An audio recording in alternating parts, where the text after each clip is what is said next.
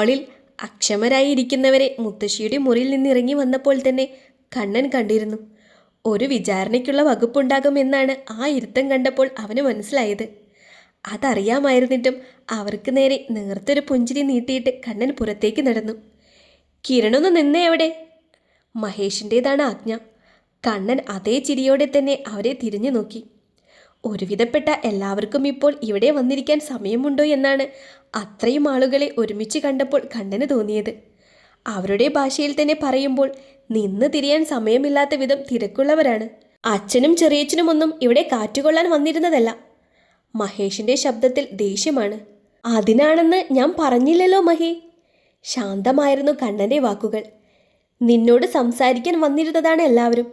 എന്നിട്ടും നിനക്കെന്താ അവരോട് മിണ്ടാനൊരു മടി? ജിതേഷ് കൂടി മഹിക്ക് പിന്തുണയുമായി വന്നു. എൻ്റെ വിശേഷമറിയാനും എന്നെ സ്നേഹിക്കാനും എന്തായാലും നിങ്ങൾ ഇത്ര പേര് നിരന്നിരിക്കില്ലെന്ന് എനിക്കറിയാം. പിന്നെ എന്തെങ്കിലും ഉണ്ടെങ്കിൽ അത് ഇവർ പറയാതെ ഞാനെങ്ങനെ അറിയാനാണ് ജിത്തു?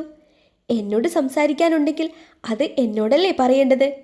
കണ്ണൻ ചിരിച്ചുകൊണ്ടാണ് ചോദിക്കുന്നത്. അതായിരുന്നു അവരുടെ ദേഷ്യവും. ഇത്രയൊക്കെ ദേഷ്യത്തോടെ പറഞ്ഞിട്ടും പരമാവധി അവഗണിച്ചിട്ടും അവന് ചിരിക്കാൻ കഴിയുന്നു. ശാന്തത വിടാതെ സംസാരിക്കാൻ കഴിയുന്നു. അതവൻ്റെ വിജയമാണല്ലോ. എന്താ നിന്റെ ഉദ്ദേശം? രവിവർമ്മയുടേതാണ് ചോദ്യം. അവിടെയും അനന്തരവനോടുള്ള സ്നേഹത്തിൻ്റെ ചെറിയൊരു കണിക പോലുമില്ല.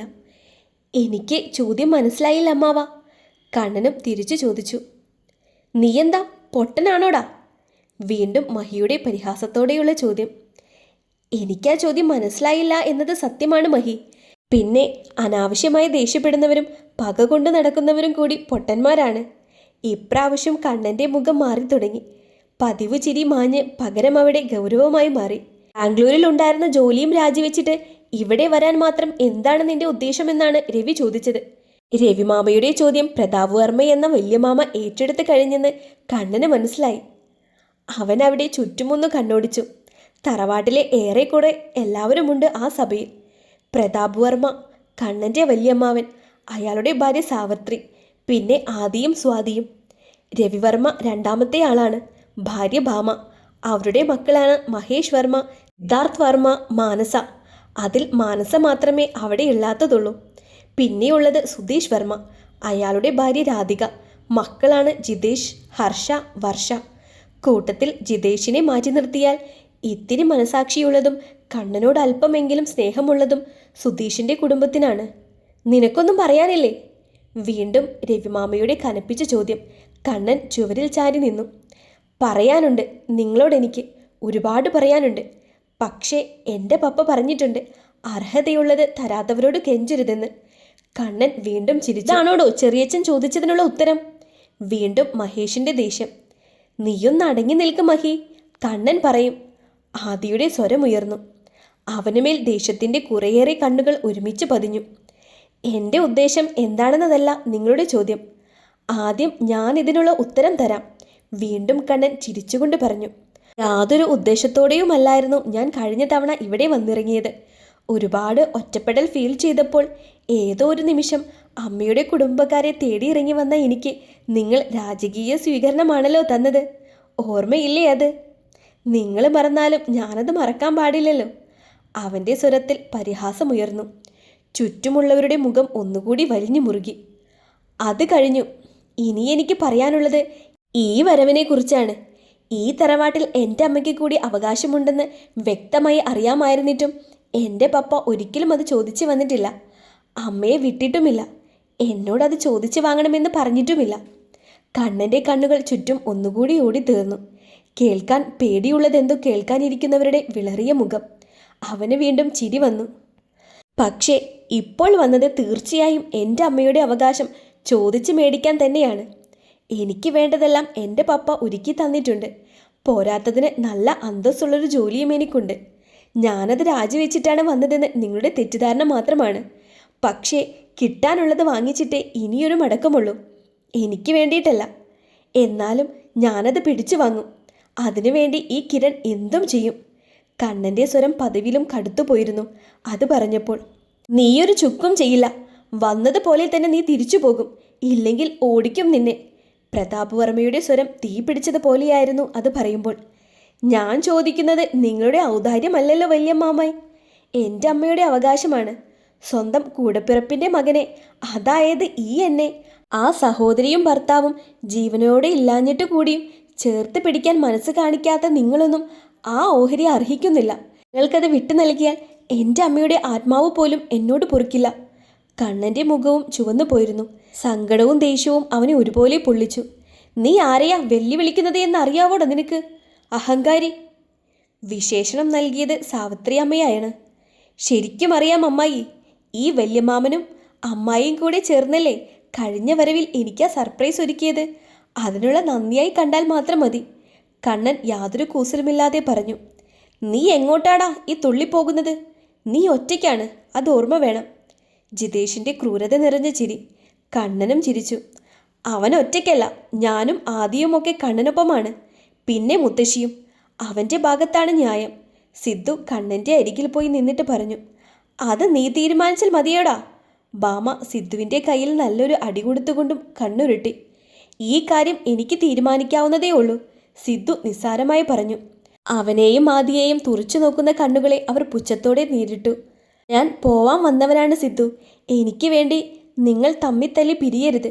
ചുറ്റുമുണ്ടാവുമ്പോൾ ഒരു വിലയുമുണ്ടാവില്ല ബന്ധങ്ങൾക്ക്. തിരിച്ചു കിട്ടാത്ത വിധം സ്വന്തമെന്ന് കരുതിയവർ നഷ്ടപ്പെടണം സിദ്ധു. അപ്പോഴറിയാം നമ്മൾക്ക് അവർ എത്രമാത്രം ആശ്വാസമായിരുന്നു എന്ന്. അത് ശരിക്കും അറിയാവുന്നത് കൊണ്ട് തന്നെ പറയുന്നു. എനിക്ക് വേണ്ടി ദയവ് ചെയ്ത് നീ ഇവരോട് ഇടയാൻ നിൽക്കരുത്, പ്ലീസ്. ആരും മിണ്ടുന്നില്ല. ചെയ്യുന്നതിലെ തെറ്റുകൾ അവർക്കെല്ലാം അറിയാം. പക്ഷേ കിട്ടാനുള്ള ലക്ഷ്യങ്ങളുടെ കണക്കെടുപ്പിൽ ആ നന്മയെ കുഴിച്ചു മൂടുകയാണ്. അപ്പോൾ പറഞ്ഞു വന്നത്, ഞാൻ എന്ത് ഉദ്ദേശം വെച്ചാണോ വന്നത് അത് നേടിയിട്ട് തന്നെ തിരിച്ചു പോകൂ. അപ്പോൾ അതിനൊരു തീരുമാനമായില്ലേ? ഇനിയും ഉണ്ടാകും നിറയെ ചോദ്യങ്ങൾ.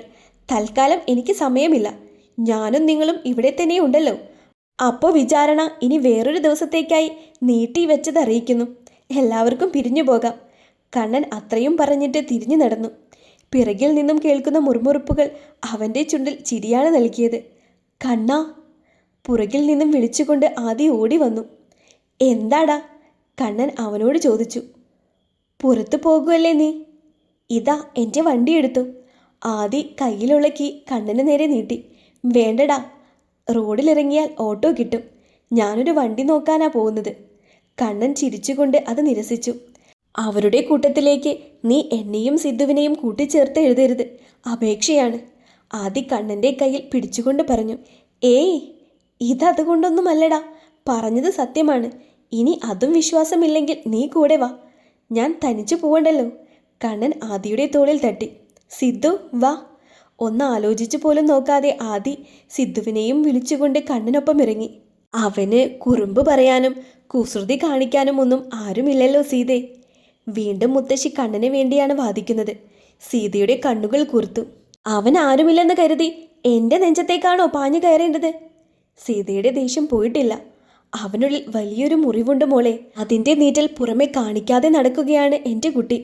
മുത്തശ്ശിക്ക് വീണ്ടും സങ്കടം. സീതയൊന്നും മിണ്ടിയില്ല. രാത്രി കൊണ്ട് ഒറ്റക്കായി പോയവനാണ്.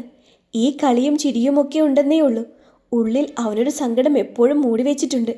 നിനക്കറിയോ അത്? മുത്തശ്ശി വീണ്ടും സീതയെ നോക്കി. ഒരു രാത്രി ഉറങ്ങി എഴുന്നേറ്റ് വരുമ്പോൾ മുറ്റത്ത് മുഴുവനും വെറുപ്പ് നിറഞ്ഞ മുഖത്തോടെ നാട്ടുകാർ. അവരുടെ സംസാരത്തിൽ നിന്നാണ് അമ്മ ഒളിച്ചോടിപ്പോയതാണെന്നറിഞ്ഞത്. ഒറ്റ രാത്രി കൊണ്ട് മുന്നിലെ ജീവിതം കറുത്തുപോയവൾക്ക് ആ സങ്കടം മനസ്സിലാവുമായിരുന്നു. അന്ന് വൈകുന്നേരം തിരിച്ചു പോകും വരെയും പിന്നെ അവനെ കണ്ടില്ല. ദേ ചിറ്റ വന്നു. ഹരിയുടെ മടിയിലിരുന്നാണ് ലല്ലു കൈചൂണ്ടി കാണിക്കുന്നത്. അതുവരെയും ഉണ്ടായിരുന്ന മാനസിക സംഘർഷം തന്നിൽ നിന്നും പതിയെ വിട്ടുമാറുന്നത് സീതയറിഞ്ഞു. ചിരിച്ചുകൊണ്ടാണ് അവളും കയറി ചെന്നത്. ഉമ്മറത്തെ വെറും നിലത്ത് ലല്ലുവിനെയും മടിയിൽ വെച്ച് ഹരി ഇരിക്കുന്നു. കുറച്ചു മാറി ചുവരിൽ ചാരി പാർവതിയും. നീ എപ്പോൾ വന്ന ഹരി? സീത അവനെ നോക്കി ചോദിച്ചു. ഇത്തിരി നേരമായടി, ഞങ്ങൾ ഓരോന്നും പറഞ്ഞിരുന്നു പോയി. ഹരി പാർവതിയെ തിരിഞ്ഞു നോക്കിക്കൊണ്ട് പറഞ്ഞു. ഓ, അതെനിക്ക് പറയാതെ തന്നെ മനസ്സിലായി. രണ്ടാളും നല്ലോണം പഴയ കാര്യങ്ങൾ അയവറിക്കുകയാണെന്ന് സീത പുച്ഛത്തോടെ പറഞ്ഞു. പാർവതി കരഞ്ഞു ചുവന്ന മുഖം ഒന്നുകൂടി അമർത്തി തുടച്ചു. അങ്ങനെ തുടച്ചു കളയാൻ പാകത്തിലുള്ള വേദനകളല്ല ചേച്ചി നിനക്ക് ആ വൃത്തികെട്ടവൻ തന്നിട്ടുള്ളത്. പിന്നെയും അതോർത്ത് കരയാൻ നിനക്ക് നാണമില്ലേടി? അതുവരെയുണ്ടായിരുന്ന ചിരി അപ്പോൾ സീതയിലില്ലായിരുന്നു. നീ നിന്റെ ഗിരീഷേട്ടനെ ചതിച്ചു പോന്നതായിരുന്നില്ല. അയാളുടെ കുഞ്ഞിന് ജന്മം കൊടുക്കാനായിരുന്നു. അതുപോലും മറന്നുപോയ ഒരാൾക്ക് വേണ്ടി ഇനിയും ഇങ്ങനെ കരഞ്ഞിരിക്കുന്നേ. ദേ, അത് കേട്ടിരിക്കാൻ ഇവനും. എന്നാണ് നിനക്കൊക്കെ ഇനിയൊന്ന് വെളിവ് വെക്കുന്നത്? സീത ഹരിയുടെ തോളിൽ ഒരു അടി കൊടുത്തുകൊണ്ട് അകത്തേക്ക് കയറിപ്പോയി. ഹരി തോളൊഴിഞ്ഞുകൊണ്ട് പാർവതിയെ നോക്കി. ആ ദേഷ്യം കാര്യമാക്കേണ്ട, അത് നമ്മളോടല്ല. അവൻ ചിരിച്ച് കണ്ണടച്ച് കാണിച്ചു. എനിക്കറിയാം ഹരി, അവളും കുറേ സഹിക്കുന്നുണ്ട്. ആരും അറിയാതെ എല്ലാം ചങ്കിൽ കൊണ്ട് നടക്കാനേ അവൾക്കറിയൂ. പണ്ട് മുതലേ അവൾ അങ്ങനെയാണ്. പാർവതിയുടെ വാക്കിൽ അനിയത്തിയോടുള്ള സ്നേഹമായിരുന്നു നിറഞ്ഞു നിന്നത്. ഞാൻ അവൾക്ക് ചായ കൊടുക്കട്ടെ? പാർവതി അത് പറഞ്ഞിട്ട് വേഗം അകത്തേക്ക് പോയി. മടിയിലിരുന്നിട്ട് അവൻ്റെ ഫോണിൽ നോക്കുന്ന ലല്ലുവിനെ നോക്കിയിരുന്നു ഹരി. അവൾ ഫോണിൽ ലയിച്ചിരിപ്പാണ്. നീ അകത്തേക്ക് കയറിയിരിക്ക ഹരി. കയ്യിലൊരു ഗ്ലാസ് ചായയുമായി വന്ന് സീത പറഞ്ഞത് കേട്ട് അവൻ തലചിരിച്ചു നോക്കി. അതിൻ്റെ ആവശ്യമില്ല, ഞാൻ ഇവിടെ ഇരിക്കാടി. ഹരി പറഞ്ഞപ്പോൾ സീതയും അവനരികിൽ പോയിരുന്നു. നിനക്കിനി ചായ വേണോടാ? നീ കുടിച്ചെന്ന് ചേച്ചി പറഞ്ഞു, സീത ചോദിച്ചു. ഹരി വേണ്ടെന്ന് തലയാട്ടി കാണിച്ചുകൊണ്ട് അവളെ തന്നെ സൂക്ഷിച്ചു നോക്കി. എന്താടാ? ഹരിയുടെ നോട്ടം കണ്ടിട്ട് സീത ചോദിച്ചു. നിന്റെ കലിപ്പൊക്കെ പോയോ? ഇന്നിവിടെ ആരെ കടിച്ച് പറിച്ചുള്ള വരവാണ് നീ? ഹരി ചിരിച്ചുകൊണ്ട് ചോദിക്കുമ്പോൾ സീതയുടെ മുഖത്തും ചെറിയൊരു ചിരിയുണ്ടായി. നീ എന്തിനാടി എപ്പോഴും ഇങ്ങനെ ദേഷ്യം കാണിച്ച് നടക്കുന്നത്? നിനക്ക് ചിരിക്കാൻ അറിയില്ലേ? ഇങ്ങനെ ബലം പിടിച്ച് നടന്നാൽ പ്രശ്നങ്ങൾ ഉണ്ടാവില്ലെന്നുള്ള വല്ല തോന്നലുമുണ്ടോ നിനക്കിനി? ഹരി ലല്ലമോളെ ഒന്നുയർത്തി നേരെ ഇരുത്തിക്കൊണ്ട് സീതയെ നോക്കി. ഈ ജന്മം എൻ്റെ പ്രശ്നങ്ങളൊന്നും തീരില്ലെന്നറിയാം ഹരി. പിന്നെ ബലം പിടിച്ച് നടക്കുന്നത് മറ്റൊന്നും കൊണ്ടല്ല, എനിക്ക് തന്നെ ഒരു ഉറപ്പ് കിട്ടാനാ. സെൻറ്റിയായ സീതാലക്ഷ്മി ഭയങ്കര ബോറാണ് ചങ്ങായി, സീത ഹരിയെ നോക്കി പറഞ്ഞു. പോടി അവിടുന്ന്, അവളുടെ ഒരു കണ്ടുപിടുത്തം. അല്ലെങ്കിലും നീ മാറാനൊന്നും പോണില്ലേടി. നിനക്ക് ഈ കൂതറ സ്വഭാവം തന്നെയാണ് ചേരുന്നത്. ഹരി അവിടെ തലയിലൊന്ന് തട്ടിക്കൊണ്ട് പറഞ്ഞു.